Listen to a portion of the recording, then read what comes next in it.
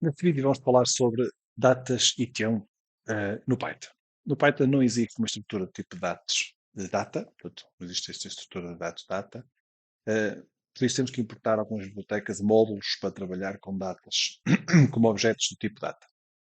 Os módulos mais conhecidos para manipularmos datas e tempo são datetime, que contém classes importantes, nomeadamente o date manipula datas, o time manipula tempo, o datetime manipula datas e tempo. O time delta manipula a diferença entre datas e tempo. O calendar trabalha com o calendário. O time trabalha com o tempo. E depois temos aqui três bibliotecas ou módulos para trabalhar com o TC, ou seja, fusos horários. O PyTZ, que é mais antigo. O Zoninfo, mais recente, mais avançado, permite fusos horários de IANA. E Date2Till, portanto, que é uma versão, uma biblioteca com vários recursos. Todas estas três bibliotecas são necessárias de instalar. Vamos então para o Python trabalharmos com estas bibliotecas. Ora bem, a primeira coisa a fazer é importar então a nossa biblioteca, datetime, asdt, é um alias. Depois temos aqui a data atual, é uma variável então que vai conter aqui temos aqui o módulo dt, que nós importamos, a classe deste módulo, que é o datetime, e depois aqui o método. E depois então data atual com o método today, vai imprimir a nossa data e vamos imprimir o tipo de dados dessa nossa data. Cá está. Portanto, data atual com o método today, temos aqui a data, temos aqui a nossa classe, que é um objeto tipo datetime. Também podemos também utilizar o método now, datetime now, que vocês vão ver agora. Podemos depois, a partir daqui, extrair então o ano, o mês, o dia, etc. Portanto, cá está. Portanto, data atual com o método now, portanto, é igual ao today. E depois podemos extrair aqui, então, o mês, o ano, o segundo, etc. Que nós queremos. Quiser. Podemos também criar os nossos objetos. Isto é, vamos só comentar esta parte. Então, podemos pôr aqui, por exemplo, um objeto do tipo, utilizando aqui a classe date, ok? Pronto, e criamos então um objeto do tipo data, com o construtor date. Portanto, temos aqui os três argumentos, ano, mês e dia, e então imprimimos aqui o nosso objeto. Portanto, cá está o nosso objeto criado com o construtor date. Podemos também aqui inserir não só o dia, mas, por exemplo, no date time podemos utilizar também a mesma coisa. Portanto, só que aqui em vez de só ser a data, é também o tempo, o time. Então aqui temos aqui o classe date time. Ok? Depois aqui podemos obter aqui qual o dia da semana com o método weekday. Ok? Temos aqui o objeto criado. Ok? Temos aqui então print com este método weekday que retorna um valor numérico 0 corresponde a segunda, 6 corresponde a domingo. Executando aqui o código, 8 mais segunda, ele vai retornar então aqui 0.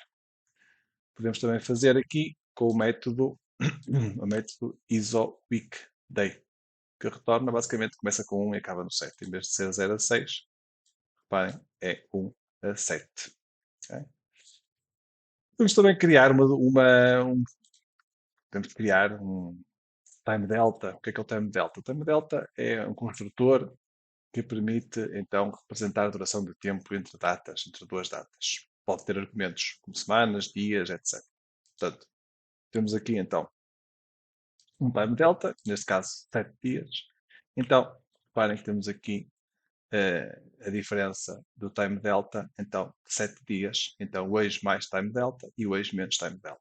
Portanto, se for aqui o código, temos aqui hoje mais time delta, será dia 16, hoje menos time delta será dia 2. Porque nós definimos o days igual a 7. Se definíssemos days igual a 3, por exemplo, okay, íamos que andámos aqui para a frente 3 dias e aqui para trás mais 3 dias, ou menos 3 dias daqui. Portanto, dia 6. Portanto, isto podemos aqui adicionar days, podemos adicionar semanas, etc. Portanto, os argumentos depois ficam ao nosso critério.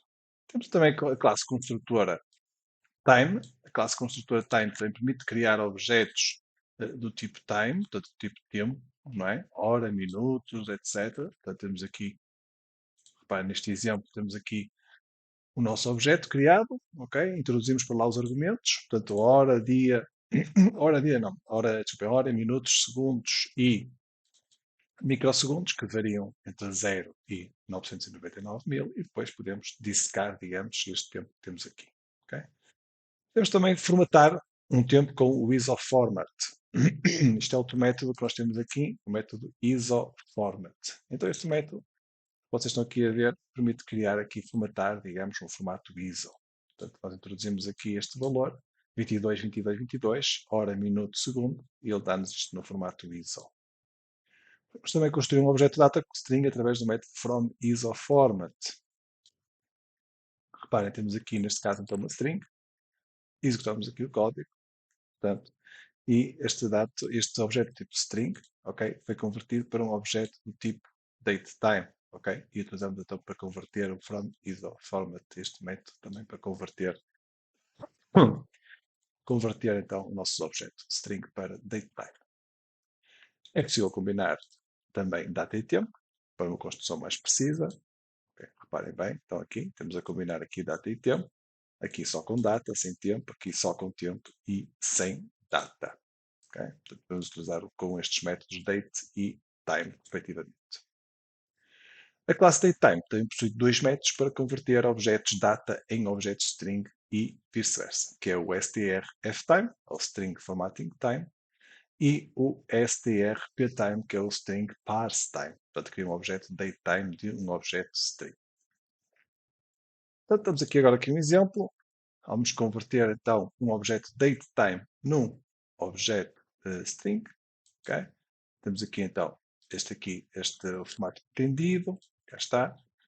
Portanto, temos aqui o nosso objeto criado, data atual. Temos aqui então nesta variável o formato pretendido então e vamos então formatar o nosso objeto datetime utilizando então este método construtor que é o strftime e utilizando aqui basicamente estas formatações, ok? Estes formatos. Estes formatos podemos ver aqui em baixo a referência então dos formatos que podemos utilizar. Temos aqui percentagem, por exemplo, percentagem Y maiúsculo, por exemplo, o A na versão completa, percentagem M, minutos, por exemplo, o S maiúsculo segundo e isso fora. Pronto, e podem ver aí esse formato. Portanto, e agora data atual no formato string com o método strftime. Reparem, cá está. Então, data atual no formato, temos aqui a data do formato, depois data atual no formato string com o método strftime. Cá está, um formato mais legível para nós. Okay? E agora vamos ver o inverso, portanto, o strptime. Portanto, basicamente é o contrário. Aqui neste caso, temos um objeto string e vamos converter este objeto string para um objeto datetime. Okay? Cá está ele, um objeto datetime, okay? Convertido através então de strptime, este método aqui. Okay? Esta é a tabela que eu vos mostrei, portanto, para nós vermos as conversões. Temos aqui também o calendário, que é outro módulo que nós podemos, então, interessante, podemos também importar este import calendar, que nos permite, por exemplo, ver o calendário. Vamos imaginar que nós queremos ver um calendário de um determinado ano, um determinado mês. Okay? Executamos, cá está. O calendário, por exemplo, de outubro de 1973. Okay? Então, pomos calendar.month, em que nós temos aqui, então, o mês do que nós queremos imprimir. Okay? Podemos também imprimir o ano, não o mês, mas, por exemplo, um ano. Okay? E depois imprimimos aqui o ano, através do método calendar, okay? Dessa função calendar. E depois temos aqui alguns parâmetros que estão aqui, que têm a ver com o comprimento da coluna, número de linhas, número de passos, número de colunas, etc. Então, se eu executar aqui o código, reparem que ele executa-me aqui então o calendário. Podem alterar estes parâmetros para ver os vários tipos de visualização que podemos obter. Podemos também verificar se um ano é bissexto ou não. Por exemplo, vamos imaginar que eu quero se 2023 é bissexto. Então executo aqui. O método para ver isto é o método isLeap. Ok? Executo. O ano 23 é bissexto. Ele diz que é falso. Se por acaso eu alterar isto para 24, vamos ver aqui. Ele diz que 24 já é um ano bissexto. Portanto, podemos visualizar através deste método se ele é bissexto ou não. Agora vamos ver como trabalhar com fuso horários. para fuso horários. Nós temos aqui então o UTC, o fuso horário, o UTC é o tempo coordenado universal, ou universal coordenado, é medida com precisão, portanto, usando o tempo astronómico, referindo-se à rotação da Terra, relógios atómicos. Os fuso horários são definidos pelo deslocamento em relação ao UTC. Para isso, temos uma biblioteca, que é a biblioteca PyTZ, que permite a execução de cálculos, então, de time zones. Portanto, esta biblioteca é necessário instalar através do pacote pip. Nós temos aqui o comando pip install pytz. Okay? Portanto, se nós quisermos criar uma data através do método datetime, nós já vimos. Ok? Portanto, vamos aqui só importar aqui esta biblioteca. Portanto, criamos aqui o objeto, só que este objeto, vocês estão aqui a ver, não nos dá informação sobre o fuso horário. Portanto, não tem informação do fuso horário. Portanto, é sem fuso horário. Se quisermos com fuso horário, então utilizamos aqui o PyTZ. Portanto, o PyTZ.utc dá-nos então o fuso horário. E nós estamos em que fuso horário? Fuso horário 0, mais 0.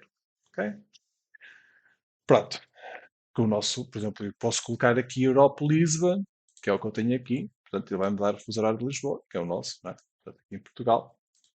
Então, temos aqui o nosso UTC. Se nós quisermos também, podemos converter para outros fuso horários. Okay? Por exemplo, vamos imaginar que queremos ver o fuso horário da Ucrânia.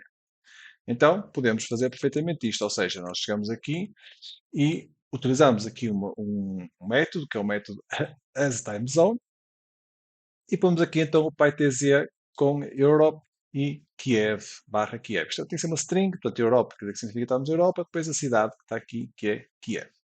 Então agora, se eu usar aqui o código, vocês vão ver que podemos visualizar o fuso horário, então, de Kiev. Reparem, cá está, o fuso horário de Kiev são mais 2 horas, lá são 20h43. Ok? Pronto. Vamos agora aqui comentar este código e vamos agora aqui, então, vamos aqui só, então, fazer um exercício que é passagem, vamos imaginar que temos aqui a passagem de ano em Nova Iorque e queremos ver esse horário aqui no nosso time zone. Ok? Ou seja, no nosso zone. Então, repare, temos aqui a data string, ok? Temos aqui, portanto, um timestamp que nós criamos, ok? Passagem de ano no horário local. Temos aqui este método que nós já vimos, que é o strptime, ok? Que é o string format, parse.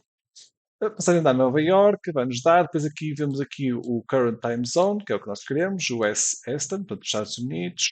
Depois o que nós queremos aqui o target time zone, que nós definimos como Lisboa. Pomos aqui o local New York, portanto, podemos aqui localizar, ok? Portanto, localizar o fuso horário local, neste caso é Nova York, ok?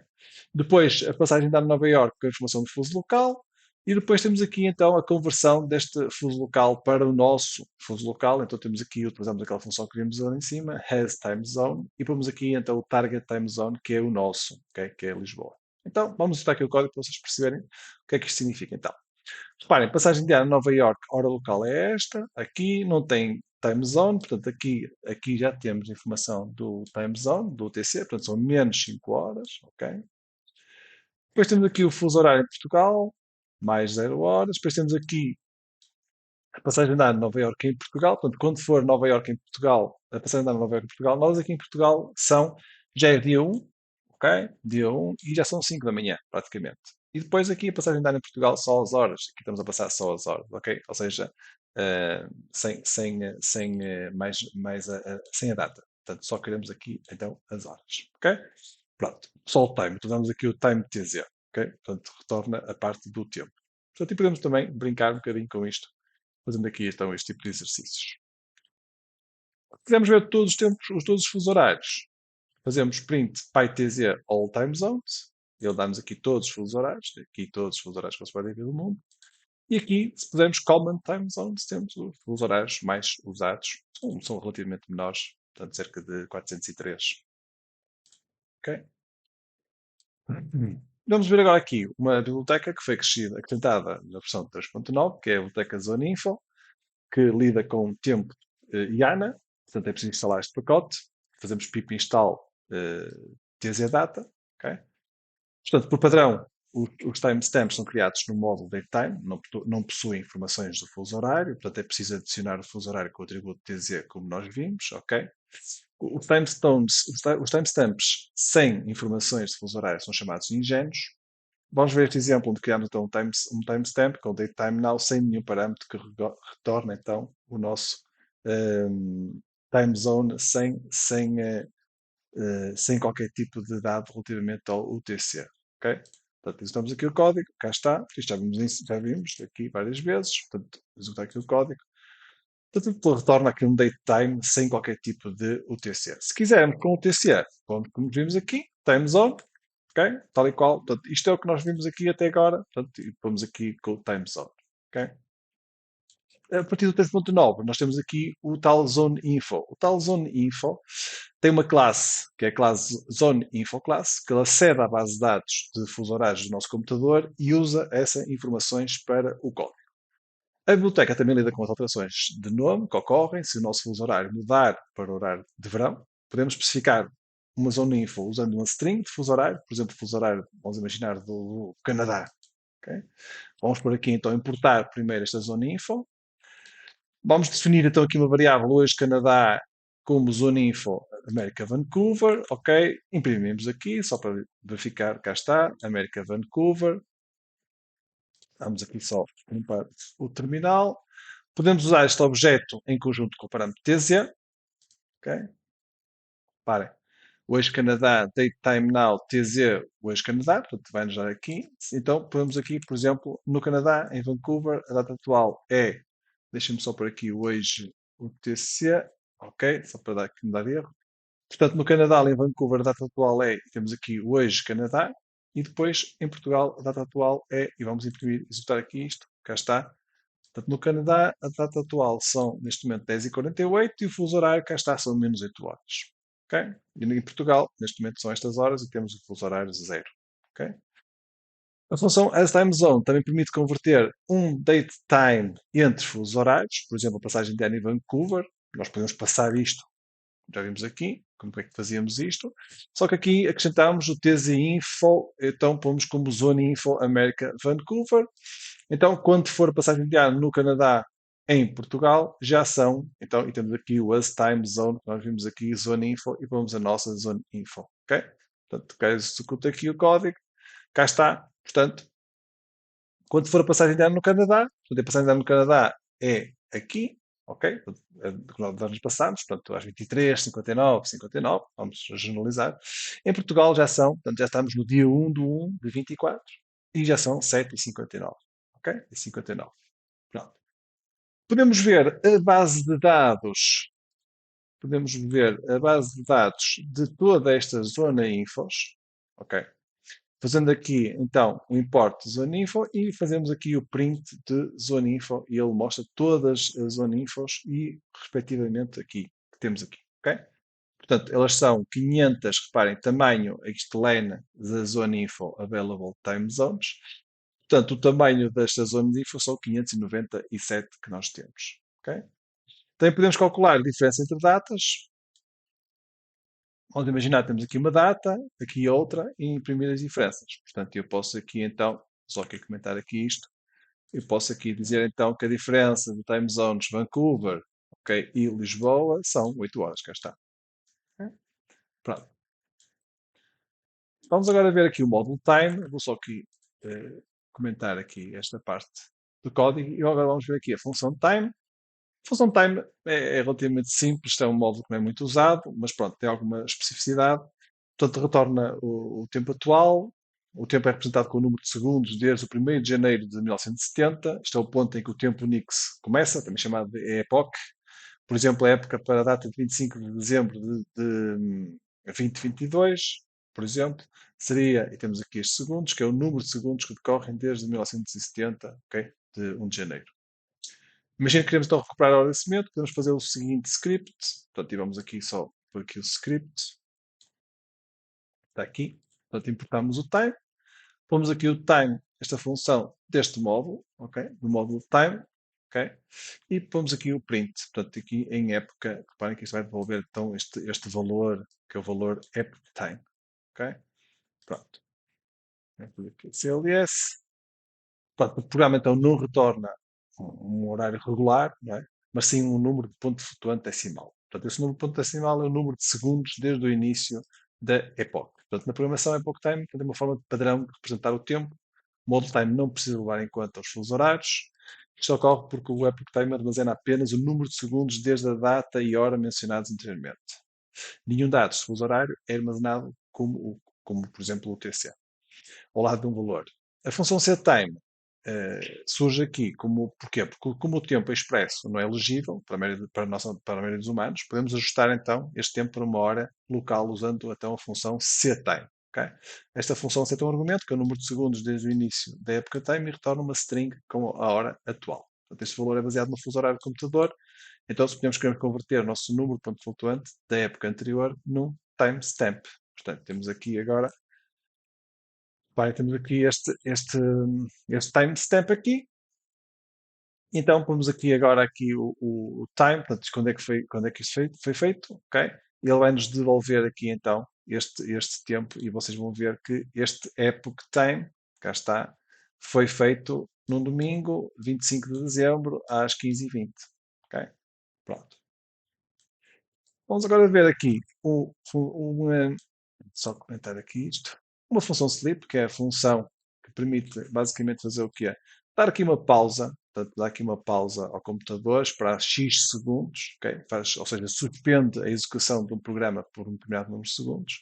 Vamos imaginar que queremos aqui imprimir, desligar, e esperamos aqui time.sleep, que é uma função aqui que espera 4 segundos, e depois desligar com sucesso. Portanto, vou executar o código, ele diz a desligar, ele espera 4 segundos e agora vai imprimir desligado com sucesso. Também pode ser engraçado para utilizar em alguns programas. Podemos também utilizar o módulo time para medir execuções de tempo. Por exemplo, imaginem que vocês querem medir aqui um ciclo for. Quanto tempo é que isto demora? Então, este time tem aqui um comando, que é uma função, que é o path counter, que permite ver o tempo de execução de um determinado programa. Okay? Utilizamos aqui o código, reparem este programa que ele fez, executou, demorou 0.0 segundos a ser corrido. Poderá ser útil em alguns casos, obviamente em programas mais complexos. Temos aqui uma biblioteca agora, DataUtil. Esta biblioteca DataUtil é um pacote que é necessário instalar. Para instalar, fazemos pip install python DataUtil. Tem vários recursos, vamos já ver o que é que consiste estes recursos. Um dos recursos importantes aqui, por exemplo, é converter strings, analisar strings e convertê-las em objetos datetime. Okay? E ela tem aqui algumas funções, que é a função parser e o método parser. Okay? Portanto, temos que imprimir, temos que importar, aliás, from dateutil import parser. Vamos, por exemplo, pôr aqui um objeto, okay, que é tipo string, e vamos fazer o parse de datestring para imprimir este objeto. Portanto, cá está. Vou só limpar o terminal e executar o código. Portanto, temos aqui então o nosso objeto, que é um datastring, e depois então fazemos o parse, ok, deste objeto, utilizando aqui então este módulo parse. Okay? Pronto, ou seja, neste caso aqui, então, a função ou o método usa a string de data como entrada, retorna um objeto datetime, que representa a data e a hora representadas pela string. Este objeto pode então depois ser utilizado em outras operações e cálculos com datas e horas. O objeto de data contém a data e a hora representadas pela string de data, com hora definida como meia-noite, 0 horas, por padrão. Podemos representar também outras formas, temos aqui várias formas de representar, vou só aqui mostrar aqui algumas. Pronto, cá está. Bem, nós podemos introduzir aqui várias strings, vários formatos, e ele aqui converte isto para então um aspecto mais visual, mais legível, digamos. Okay? Nós, neste exemplo, podemos também mais formatos. Por exemplo, vamos imaginar neste exercício que está aqui, vamos imaginar que eu crio, vou só fazer aqui a importação disto. Okay? Pronto. Então vamos imaginar então, que eu quero aqui exemplos de representações. Eu criei aqui uma lista com vários exemplos. Okay? E vou executar aqui o código. Pronto, ele está a dar aqui. O que é que ele está a dar aqui? Está a dar aqui um erro de parser porque eu fiz o que é? Eu fiz aqui comentei aqui, obviamente, o módulo, e não pode ser. Se dá erro. Portanto, reparem que ele aqui então faz-me aqui nesta lista eu tenho as várias strings, ok? Dentro de uma lista, e ele vai fazer o parser então destes vários exemplos para objetos do tipo data, basicamente objetos do tipo data, ok? Datetime, aliás, datetime, porque é data e hora, ok? Pronto, isto também é engraçado e poderá também ser útil.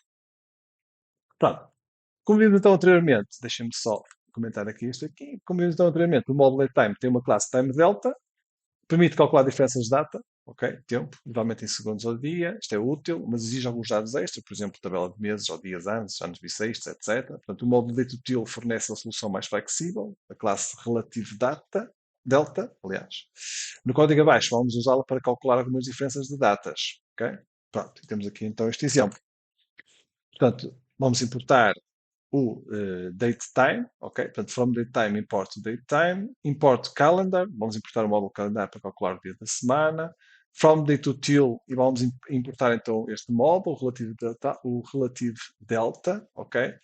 E vamos importar a classe, ok? Depois, vamos por aqui criar o objeto data, ok? Que é o hoje. Um mês depois, o hoje mais o relativo delta, vamos por aqui o months igual a 1. 6 semanas atrás, é o hoje mais o relativo delta, hoje e o x menos 6. Ok? Portanto, ele vamos aqui imprimir hoje e é hoje, portanto vai dar o objeto de hoje. De hoje a um mês estamos a um mês depois, ok? Portanto, estamos aqui a fazer variações de tempo. Há 6 semanas atrás era, temos aqui 6 semanas atrás. Hoje é, e temos aqui o nosso calendar.dayname, ok? Portanto, retorna o nome do dia.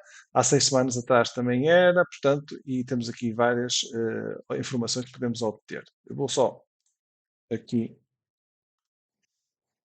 executar aqui o código. Pronto, e cá está.